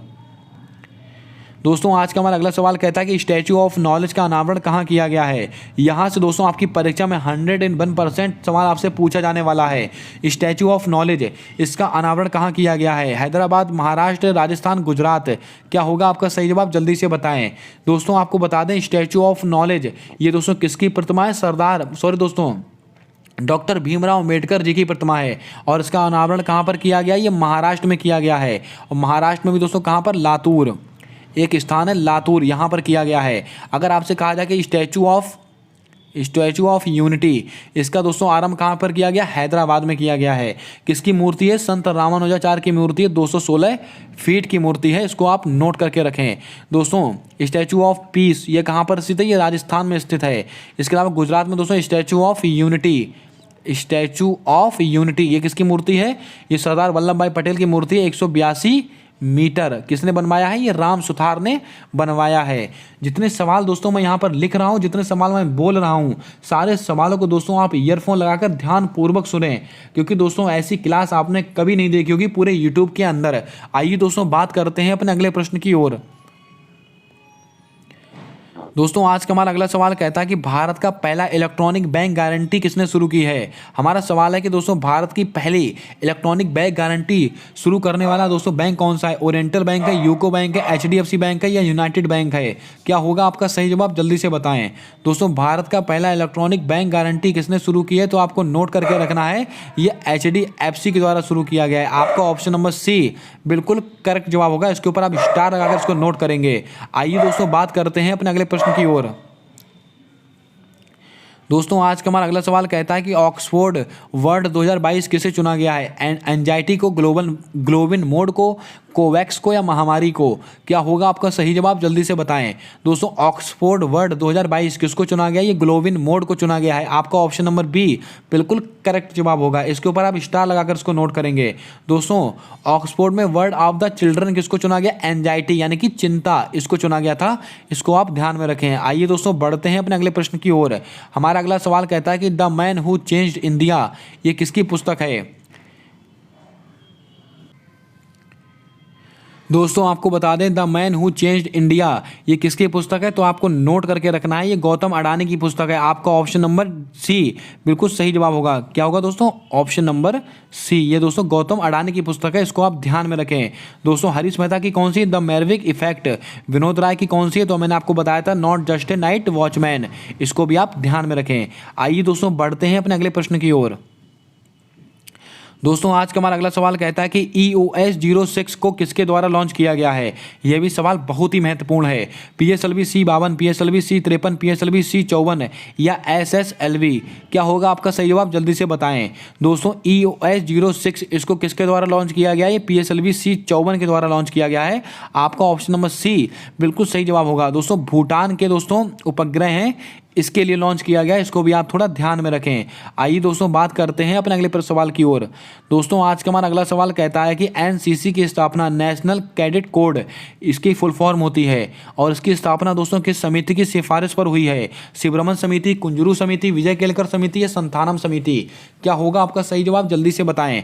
दोस्तों यहाँ पर मैं आपको पूरा एक्सप्लेनेशन करने वाला हूँ क्योंकि महत्वपूर्ण सवाल है। दोस्तों NCC की स्थापना किसकी समिति की सिफारिश पर हुई है? कुंजरू समिति की सिफारिश पर हुई है। और कब हुई थी? 1948 में।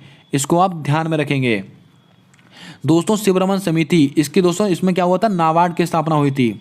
आपको मैंने अभी पीछे बताया था नाबार्ड की स्थापना हुई है। विजय केलकर समिति की दोस्तों इसमें GST की दोस्तों संबंधित है। अब दोस्तों संतानम समिति दोस्तों केंद्रीय सतर्कता आयुक्त यानी कि दोस्तों केंद्रीय सतर्कता आयोग, इसकी स्थापना हुई है संतानम समिति की सिफारिश पर और उसके वर्तमान में हेड कौन है? सुरेश पटेल। इसको आप ध्यान में रखें। आइए दोस्तों बात करते हैं अपने अगले प्रश्न की ओर। दोस्तों आज का हमारा अगला सवाल कहता है कि किसने घर बे पोर्टल 2022 लॉन्च किया है? राष्ट्रीय बाल अधिकार संरक्षण आयोग, खादी ग्रामोद्योग आयोग, नीति आयोग, ग्रामीण विकास मंत्रालय? क्या होगा आपका सही जवाब? जल्दी से बताएं। दोस्तों घर बे पोर्टल किसके द्वारा लॉन्च किया गया है? तो आपको नोट करके रखना है, ये राष्ट्रीय बाल अधिकार संरक्षण आयोग के द्वारा लॉन्च किया गया है। आपका ऑप्शन नंबर ए बिल्कुल सही जवाब होगा। दोस्तों कमेंट करके बताएं कि राष्ट्रीय बाल अधिकार संरक्षण आयोग, इसका अधिनियम कब का है? इसका जवाब आपको कमेंट में छाप कर बताना है। आइए दोस्तों बात करते हैं अपने अगले प्रश्न की ओर। दोस्तों आज का हमारा अगला सवाल कहता है कि अट्टुकल पोंगल त्यौहार किस राज्य में मनाया जाता है? तमिलनाडु, असम, केरल या पश्चिम बंगाल? क्या होगा आपका सही जवाब? जल्दी से बताएं। दोस्तों अट्टुकल पोंगल ये त्यौहार कहां पर मनाया जाता है? तो आपको नोट करके रखना है, ये दोस्तों केरल में मनाया जाता है। आपका ऑप्शन नंबर सी बिल्कुल सही जवाब होगा। अगर आपसे प्रश्न में कहा जाता पोंगल, अगर आपसे प्रश्न में कहा जाता कि पोंगल ये त्यौहार कहाँ मनाते हैं? तमिलनाडु में मनाया जाता है, लेकिन अट्टुकल पोंगल कहाँ मनाया जाएगा? ये केरल में मनाया जाएगा। इसको आप नोट कर लें, बहुत ही महत्वपूर्ण सवाल है। दोस्तों अम्बुबाची का मेला ये कहाँ पर मनाया जाता है? दोस्तों अम्बुबाची का मेला ये दोस्तों इसका सेलिब्रेशन कहाँ पर होता है? इसका जवाब आपको कमेंट में छाप कर बताना है। आइए दोस्तों बात करते हैं अपने अगले प्रश्न को लेकर। दोस्तों आज का हमारा अगला सवाल है कि तहकीक हिंद किसकी रचना थी? फिरदौसी की है, अलबरूनी की है, अबुल फजल की है, कल्हड़ की है? क्या होगा आपका सही जवाब? जल्दी से बताएं। दोस्तों तहकीक हिंद ये किसकी रचना है? तो आपको नोट करके रखना है, ये दोस्तों अलबरूनी की रचना है। आपका ऑप्शन नंबर बी बिल्कुल सही जवाब होगा। दोस्तों फिरदौसी की कौन सी? शाहनामा। अगर आपसे कहा जाए कि शाहनामा ये किसकी है? ये फिरदौसी की रचना है, इसको भी आपको नोट करके रखना है। दोस्तों अबुल फजल इनकी एक पुस्तक का नाम है, जल्दी से बताएं, बहुत ही महत्वपूर्ण पुस्तक है, आपको कई बार नोट कराया है मैंने। आइए दोस्तों बात करते हैं अपने अगले प्रश्न को लेकर। हमारा अगला सवाल कहता है कि पल्लव वंश का संस्थापक कौन था? कड़फिसस है, बिंबिसार है, विजयानंद है, सिंह विष्णु है? क्या होगा आपका सही जवाब? जल्दी से बताएं। दोस्तों पल्लव वंश इसके संस्थापक कौन थे? तो आपको नोट करके रखना है, ये दोस्तों सिंह विष्णु थे। आपका ऑप्शन नंबर डी बिल्कुल सही जवाब होगा। इसके ऊपर आप स्टार लगाकर इसको नोट करेंगे। दोस्तों अगर आपसे कहा जाए कि बिंबिसार ये दोस्तों हर्यक वंश के थे, किसके दोस्तों? हर्यक वंश। हर्यक वंश दोस्तों हर्यक वंश के संस्थापक कौन थे? ये बिंबिसार थे। दोस्तों कड़फिसस मैंने अभी आपको पीछे बताया था, जल्दी से बताएं किसके संस्थापक थे। अब दोस्तों विजयानंद ये दोस्तों किसके संस्थापक हैं? चोल वंश के संस्थापक हैं। इसके दोस्तों चोल वंश। चोल वंश। दोस्तों इन सारे सवालों को आप नोट करते चलें। पल्लव वंश का संस्थापक कौन है? सिंह विष्णु। चोल वंश के संस्थापक कौन है? विजयानंद। बिंबिसार के दोस्तों बिंबिसार किसके संस्थापक हैं? हर्यक वंश। दोस्तों मैंने आपको बताया था कड़फिसस ये दोस्तों किसके संस्थापक हैं? इसका जवाब आपको कमेंट करके बताना है। ये सवाल दोस्तों पिछले मैंने अभी आपको बताया हुआ है। आइए दोस्तों बात करते हैं अपने अगले सवाल को लेकर। दोस्तों आज का हमारा अगला सवाल कहता है कि खानवा का युद्ध किसके किसके बीच में लड़ा गया था? राणा सांगा और बाबर के बीच में, बाबर और इब्राहिम लोदी के बीच में, बैरम खां और हेमू के बीच में, मराठा और अहमद शाह अब्दाली के बीच में? क्या होगा आपका सही जवाब? जल्दी से बताएं। दोस्तों आपको बता दें खानवा का युद्ध ये किसके किसके बीच में लड़ा गया था, तो आपको नोट करके रखना है। अति महत्वपूर्ण सवाल है आपकी परीक्षा को लेकर। ये दोस्तों राणा सांगा और बाबर के बीच में लड़ा गया था। आपका ऑप्शन नंबर ए बिल्कुल सही जवाब होगा। इसके ऊपर आप स्टार लगाकर इसको नोट करेंगे। दोस्तों बाबर और इब्राहिम लोदी इसमें दोस्तों पानीपत का प्रथम युद्ध लड़ा गया था। पानीपत का दूसरा युद्ध दोस्तों बैरम खां और हेमू के बीच में लड़ा गया था। और पानीपत का तृतीय युद्ध ये दोस्तों किसके बीच में लड़ा गया था? मराठा और अहमद शाह अब्दाली के बीच में। दोस्तों इसकी डेटें भी आपको याद होनी चाहिए। दोस्तों खानवा का युद्ध कब का हुआ है? तो आपको कहना है 1527 का। 1527 में दोस्तों ये राणा सांगा और बाबर के बीच में दोस्तों खानवा का युद्ध लड़ा गया था। बाबर और इब्राहिम लोदी के बीच में पानीपत का प्रथम युद्ध 1526 में लड़ा गया था। अब दोस्तों 1500 बैरम खां और हेमू के बीच में दूसरा 1556 में लड़ा गया था। और ये 1761 में लड़ा गया था तीसरा युद्ध पानीपत का। इसको भी आप ध्यान में रखें। ये सारे सवाल वेरी इंपॉर्टेंट सवाल हैं। आइए दोस्तों बात करते हैं अपने अगले सवाल की ओर। दोस्तों आज का हमारा अगला सवाल कहता है कि भारत का राष्ट्रीय चिन्ह कब अपनाया गया? 29 अगस्त 1947, 13 दिसंबर 1946, 18 जुलाई 1947, 26 जनवरी 1950?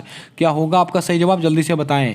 दोस्तों भारत का राष्ट्रीय चिन्ह इसको कब अपनाया गया था? तो आपको नोट करके रखना है। ये दोस्तों अपनाया गया था 26 जनवरी 1950 को। आपका ऑप्शन नंबर डी बिल्कुल सही जवाब होगा। 29 अगस्त को दोस्तों क्या हुआ? प्रारूप समिति का गठन हुआ था। 13 दिसंबर 1946 को क्या हुआ था? उद्देश्य प्रस्ताव पारित किया गया था। और दोस्तों 18 जुलाई और दोस्तों उद्देश्य प्रस्ताव कब का है?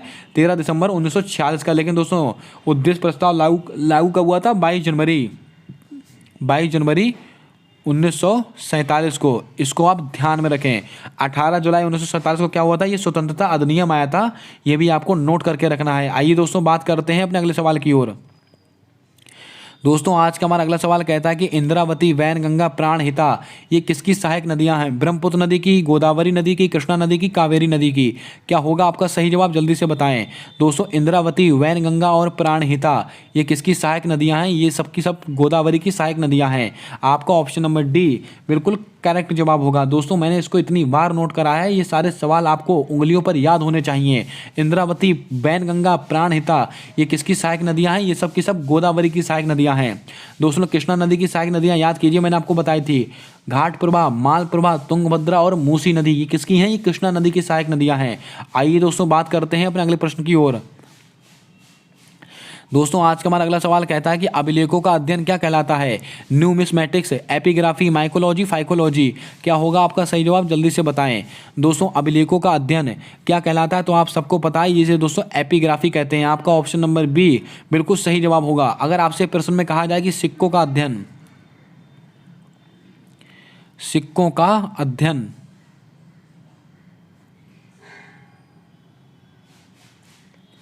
दोस्तों सिक्कों का अध्ययन ये क्या कहलाता है, ये न्यूमिस्मेटिक्स कहलाता है। दोस्तों माइकोलॉजी ये दोस्तों किसका है, कवक, ये दोस्तों कवक का अध्ययन क्या कहलाता है, माइकोलॉजी। और फाइकोलॉजी ये दोस्तों शैवालों का अध्ययन कहलाता है, किसका दोस्तों, शैवालों का अध्ययन फाइकोलॉजी कहते हैं। इसको भी आप ध्यान में रखें। आइए दोस्तों बढ़ते हैं अपने अगले प्रश्न की ओर।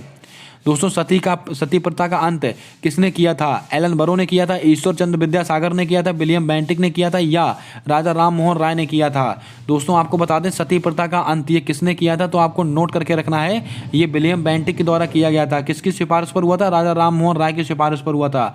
कब हुआ था, 1829 में हुआ था। और सती प्रथा का उल्लेख किसके अंदर है, एरन अभिलेख। इतनी चीज़ें आपको याद होनी चाहिए, एरन अभिलेख। दोस्तों एरन अभिलेख के अंदर सती प्रथा का अंत मिलता है, इसको आप ध्यान में रखें। आइए दोस्तों बात करते हैं अपने अगले प्रश्न को लेकर। हमारा अगला सवाल कहता है कि हथकरघा दिवस कब मनाया जाता है, 7 अगस्त को, 14 अगस्त को, 11 जुलाई को, 22 जुलाई को। क्या होगा आपका सही जवाब, जल्दी से बताएं। दोस्तों हथकरघा दिवस कब कहते हैं, ये 7 अगस्त को मनाया जाता है। दोस्तों 7 अगस्त 1905 क्या हुआ था, स्वदेशी आंदोलन। दोस्तों जिसके अंदर विदेशी वस्तु का बहिष्कार कहाँ से शुरू हुआ था, टाउन हॉल कोलकाता से शुरू हुआ था, आप सबको पता है। और इसीलिए दोस्तों हथकरघा दिवस, हैंडलूम डे कब सेलिब्रेट किया जाता है, 7 अगस्त को किया जाता है। और 7 अगस्त को ही दोस्तों भाला फेंक दिवस मनाया जाता है, आप सबको पता है। यहाँ पर बात करते हैं 14 अगस्त, यहाँ पर क्या है, विभाजन विभीषिका दिवस। बहुत ही महत्वपूर्ण सवाल, विभाजन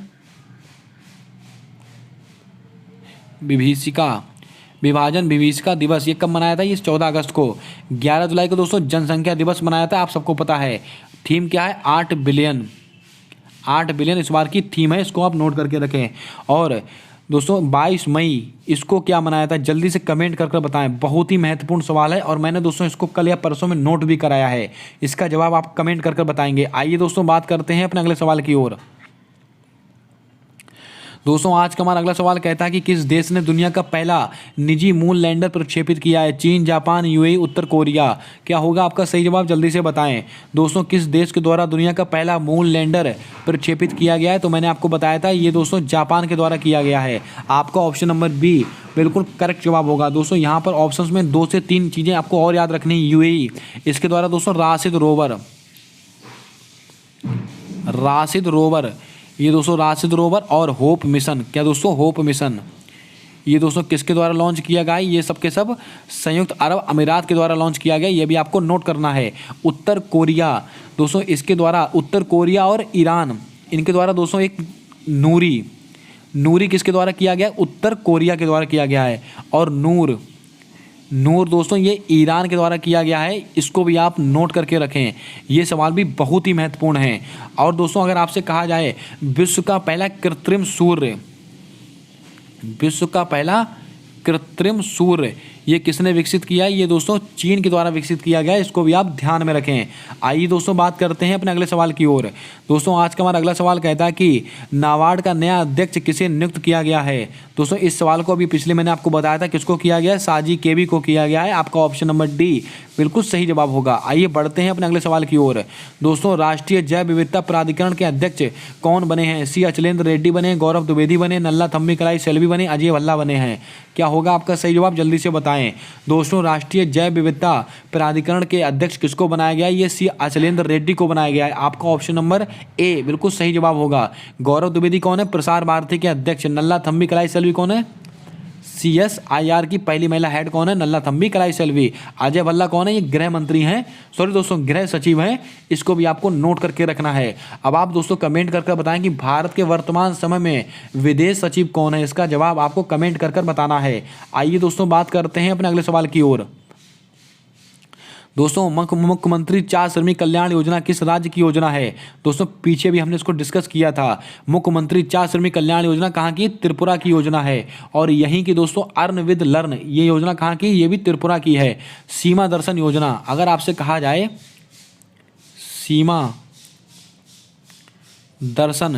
सीमा दर्शन योजना ये कहाँ की योजना है, ये गुजरात की योजना है, यह भी आपको पता होना चाहिए। सिक्किम की दोस्तों कौन सी, अम्मा बहन योजना। पंजाब की दोस्तों एक विधायक एक पेंशन योजना। आइए दोस्तों बात करते हैं अपने अगले सवाल की ओर। दुनिया का दोस्तों किस शहर में यहाँ पर ऐसे सवाल होना चाहिए, भारत के किस शहर में दुनिया का पहला गोल्ड एटीएम स्थापित हुआ है? गुजरात, हैदराबाद, पंजाब या उत्तर प्रदेश? क्या होगा आपका सही जवाब? जल्दी से बताएं। दोस्तों आपको बता दें किस शहर में दुनिया का पहला गोल्ड एटीएम स्थापित हुआ है, तो आपको नोट करके रखना है हैदराबाद के अंदर। आपका ऑप्शन नंबर बी बिल्कुल सही जवाब होगा। अब आप कमेंट करके बताएं कि दोस्तों भारत का ग्रेन एटीएम इसकी स्थापना दोस्तों कहां पर हुई है? इसका जवाब आपको कमेंट में छाप कर बताना है। आइए दोस्तों बढ़ते हैं अपने अगले सवाल की ओर। दोस्तों हमारा अगला सवाल कहता है कि आकाशा एयरलाइंस की स्थापना किसके द्वारा की गई है? झुनझुनवाला, ज्योतिरादित्य सिंधिया, अश्विनी वैष्णव या गौतम अडानी? क्या होगा आपका सही जवाब? जल्दी से बताएं। आकाशा एयरलाइंस इसकी स्थापना किसके द्वारा की गई है? तो आपको नोट करके रखना है, ये झुनझुनवाला के द्वारा की गई है। आपका ऑप्शन नंबर ए बिल्कुल सही जवाब होगा। ज्योतिरादित्य सिंधिया कौन है? ये नागरिक उड्डयन मंत्री हैं। कौन है दोस्तों? ज्योतिरादित्य सिंधिया। अश्विनी वैष्णव कौन है दोस्तों? ये दोस्तों रेल मंत्री हैं। दोस्तों आपको बता दें रेल टक्कर रोधी, दोस्तों टक्कर रोधी प्रणाली, रेलवे की दोस्तों टक्कर रोधी प्रणाली का नाम क्या है? कवच। इसको भी आप थोड़ा ध्यान में रखें। आइए दोस्तों बात करते हैं अपने अगले सवाल की ओर। दोस्तों हमारा अगला सवाल कहता है कि अवार्ड ऑफ द यूनिकॉर्न किस राज्य में स्थापित हुआ है? तमिलनाडु, बिहार, असम, मध्य प्रदेश? क्या होगा आपका सही जवाब? जल्दी से बताएं। दोस्तों अवार्ड ऑफ द यूनिकॉर्न ये कहां पर स्थापित हुआ है? ये असम के अंदर हुआ है। जो दोस्तों वहां पर क्या पाए जाते हैं? काजीरंगा में गैंडे पाए जाते हैं, उनके सींग से दोस्तों इसको तैयार किया गया है, जिससे कि दोस्तों लोगों को एक मैसेज मिले कि हमको वहाँ के जो गैंडे हैं वो दोस्तों वहाँ की धरोहर है, उसको हमें संरक्षित करना है, उसका शिकार कम से कम होना चाहिए, बल्कि बिल्कुल नहीं होना चाहिए। इसका उद्देश्य यही रखा गया है। और ये दोस्तों कहां पर स्थापित किया गया है? असम के अंदर। दोस्तों असम में सबसे नवीनतम राष्ट्रीय उद्यान कौन सा है? इसका जवाब आपको कमेंट में छाप कर बताना है। दोस्तों तमिलनाडु, यहाँ पर क्या है? डुगोंग संरक्षण केंद्र। डुगोंग क्या है? ये एक समुद्री गाय है। अब दोस्तों बात करते हैं बिहार, डॉल्फिन संरक्षण केंद्र। इसको नोट कीजिएगा, 8 अक्टूबर 2009। इसीलिए दोस्तों 8 अक्टूबर को क्या है? डॉल्फिन दिवस मनाया जाता है 8 अक्टूबर को। अब दोस्तों आपको बता दें 2009 को, यानी कि 8 अक्टूबर 2009 को डॉल्फिन को गंगोटिक एनिमल यानी कि राष्ट्रीय जलीय जीव के रूप में घोषित किया गया था। इसको भी आप ध्यान में रखें। आइए दोस्तों बात करते हैं अपने अगले सवाल की ओर। हमारा आज का अगला सवाल है कि IPL 2022 में पर्पल कैप का विजेता कौन है? दोस्तों यहाँ से आपकी परीक्षा में सवाल बनने की प्रबल संभावना है। जोस बटलर हैं, हार्दिक पांड्या हैं, युजवेंद्र चहल हैं या KL राहुल हैं? क्या होगा आपका सही जवाब? जल्दी से बताएं। दोस्तों IPL 2022 में पर्पल कैप किसने जीती थी? ये युजवेंद्र चहल ने जीती थी। अगर आपसे कहा जाए ऑरेंज कैप, ऑरेंज कैप, दोस्तों ऑरेंज कैप किसने जीती थी? ये दोस्तों जोस बटलर के द्वारा जीती गई थी। और दोस्तों हार्दिक पांड्या ये दोस्तों कौन है? ये गुजरात टाइटंस, गुजरात टाइटंस। और दोस्तों KL राहुल ये दोस्तों लखनऊ सुपर जायंट। दोस्तों आपको IPL के बारे में पूरी जानकारी होनी चाहिए। दोस्तों IPL ये कौन से क्रम का था? ये 15वें क्रम का था। कितनी टीमों ने भाग लिया था? 10 टीमों ने भाग लिया था। कौन कौन सी 2 नई टीमें थी? गुजरात और लखनऊ, गुजरात टाइटंस और Lucknow super giant. Gujarat Titans के कप्तान कौन थे? हार्दिक पांड्या। लखनऊ सुपर जायंट के कप्तान कौन थे? KL राहुल। विजेता कौन था? गुजरात टाइटंस। किसको हराया था? राजस्थान रॉयल्स को हराया था। पर्पल कैप किसको मिली थी? युजवेंद्र चहल को मिली थी। और दोस्तों ऑरेंज कैप किसको मिली थी? जोस बटलर को मिली थी। तो आपका सही जवाब क्या हो जाएगा? युजवेंद्र चहल। इसको आप ध्यान में रखें। आइए दोस्तों बात करते हैं अपने अगले सवाल की ओर। दोस्तों इसमें सवाल है सबसे नवीनतम शास्त्रीय भाषा कौन सी है? तमिल है, मलयालम है, उड़िया है, कन्नड़ है? क्या होगा आपका सही जवाब? जल्दी से बताएं। दोस्तों मैंने आपको बताया था कि भारत में 6 शास्त्रीय भाषाएं हैं। इसमें सबसे नवीनतम कौन सी है? उड़िया। कब की है? 2014 की है। सबसे पुरानी कौन सी है? तमिल। कब की है? 2004 की है। इसके अलावा दोस्तों संस्कृत ये कब की है? ये 2005 की है। दोस्तों मलयालम कब की है? तो दोस्तों आपको नोट करके रखना है, ये 2008 की है। इसको भी आप थोड़ा ध्यान में रखेंगे, ये भी सवाल अति महत्वपूर्ण है। आइए दोस्तों बात करते हैं अपने अगले सवाल की ओर। दोस्तों यहाँ पर थोड़ा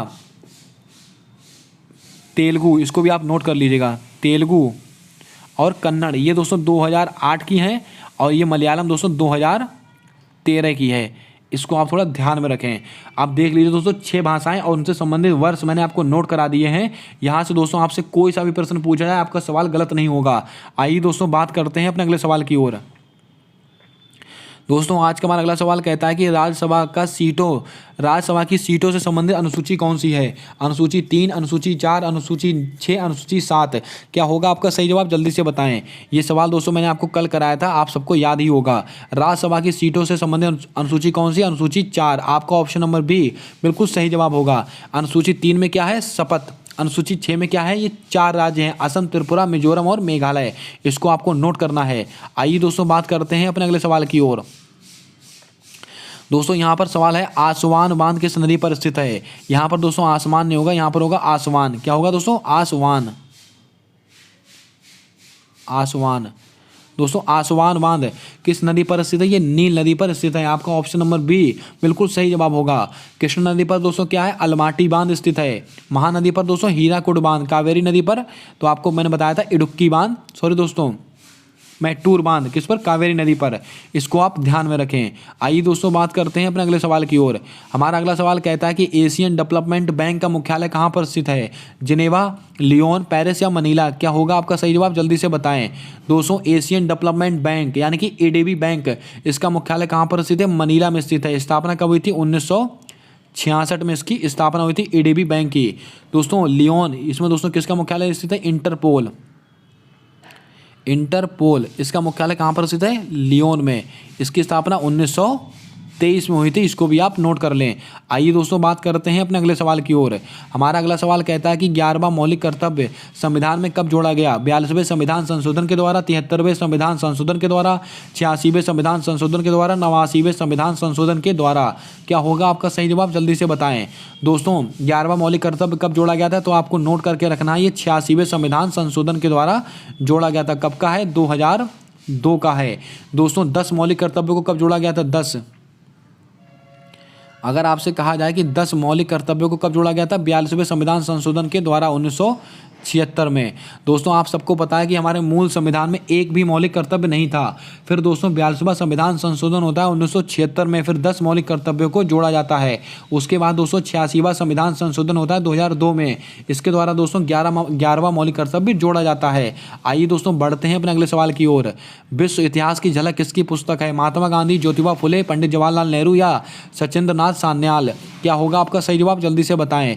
दोस्तों आपको बता दें, विश्व इतिहास की झलक ये किसकी पुस्तक है? तो आपको नोट करके रखना है, ये पंडित जवाहरलाल नेहरू की पुस्तक है। आपका ऑप्शन नंबर सी बिल्कुल करेक्ट जवाब होगा। महात्मा गांधी की दोस्तों कौन सी? हिंद स्वराज। और महात्मा ज्योतिबा फुले दोस्तों तो आपको नोट करके रखना है, सत्यशोधक समाज। कहाँ का समाज है? महाराष्ट्र से संबंधित है। सचिंद्र नाथ सान्याल, बंदी जीवन। इसको आप नोट करें। आइए दोस्तों बात करते हैं अपने अगले प्रश्न की ओर। दोस्तों आज का हमारा अगला सवाल कहता है कि वेद त्रय के अंतर्गत कौन सा वेद नहीं आता है? ऋग्वेद, अथर्ववेद, सामवेद, यजुर्वेद? क्या होगा आपका सही जवाब? जल्दी से बताएं। यह सवाल भी अपने आप में एकदम लल्लन टॉप सवाल है। दोस्तों वेद त्रय के अंतर्गत कौन सा वेद नहीं आता है? तो आपको नोट करके रखना है, ये अथर्ववेद। आपका ऑप्शन नंबर बी बिल्कुल सही जवाब होगा, ये नहीं आता है। और अथर्ववेद किससे संबंधित?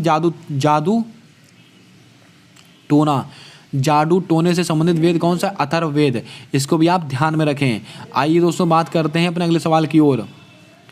दोस्तों आज का हमारा अगला सवाल कहता है कि 14 बैंकों का विलय किस वर्ष में हुआ था? 1969, 1980, 1949, 1935? क्या होगा आपका सही जवाब? जल्दी से बताएं। दोस्तों 14 बैंकों का विलय कब हुआ था? 1969 में हुआ था। आपका ऑप्शन नंबर ए बिल्कुल सही जवाब होगा। अगर आपसे कहा जाता है कि 6 बैंकों का विलय, 6 बैंकों का विलय कब हुआ था? 1980 में हुआ था। 1949 में क्या हुआ था? 1 जनवरी 1949 को हुआ था आरबीआई का राष्ट्रीयकरण। दोस्तों राष्ट्रीय रिजर्व बैंक, दोस्तों इसका राष्ट्रीयकरण कब हुआ था? तो आपको कहना है 1949 में, 1 जनवरी 1949। और दोस्तों आरबीआई की स्थापना कब हुई है? 1 अप्रैल 1935 को। इसको भी आप ध्यान में रखें।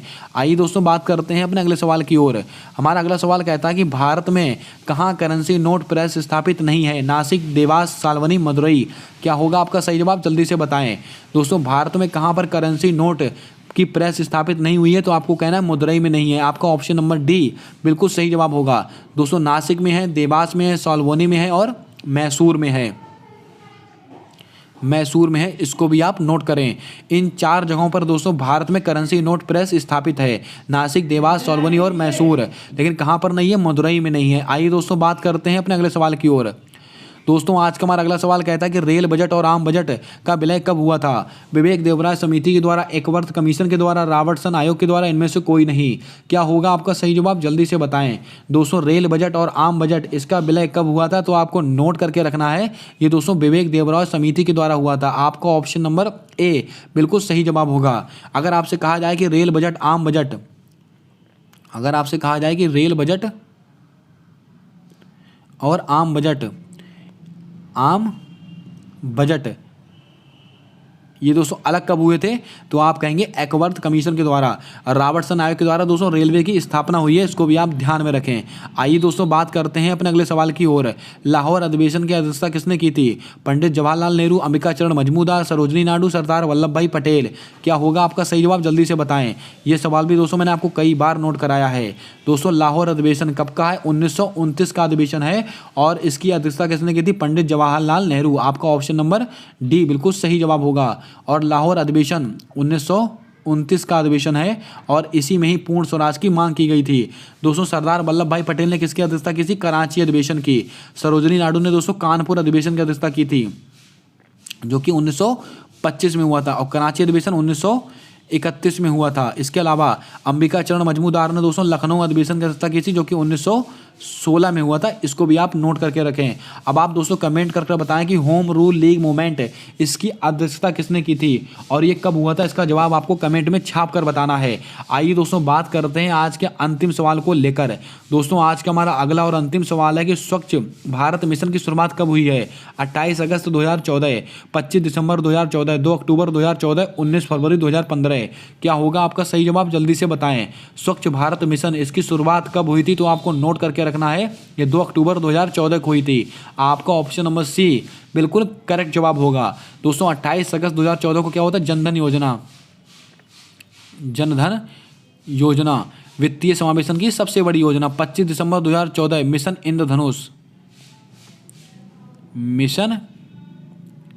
इंद्रधनुष। इसके अलावा 19 फरवरी 2015 स्वस्थ मृदा हेल्थ कार्ड योजना कब की है दोस्तों? 19 फरवरी 2015 की योजना है। उम्मीद करता हूं दोस्तों आज की क्लास आपके लिए दोस्तों ऐतिहासिक क्लास साबित होगी। सारे सवाल दोस्तों मैंने आपको गोली की तरह नोट कराए हैं। सारे सवाल अति महत्वपूर्ण सवाल हैं। आप कोई सा भी एग्जाम देने जाएं, इस क्लास को देख कर जाएँ। आपकी परीक्षा में सीधा सवाल छपेंगे दोस्तों इस क्लास के अंदर से। मिलते हैं आने वाली अगली वीडियो में, तब तक के लिए जय हिंद, जय भारत। दोस्तों अपना सपोर्ट, अपना प्रेम हमारे यूट्यूब चैनल के साथ बनाकर रखें और वीडियो को अपने दोस्तों तक जरूर शेयर कर दें और चैनल को लाइक कर दें और सब्सक्राइब ध्यान से कर दें।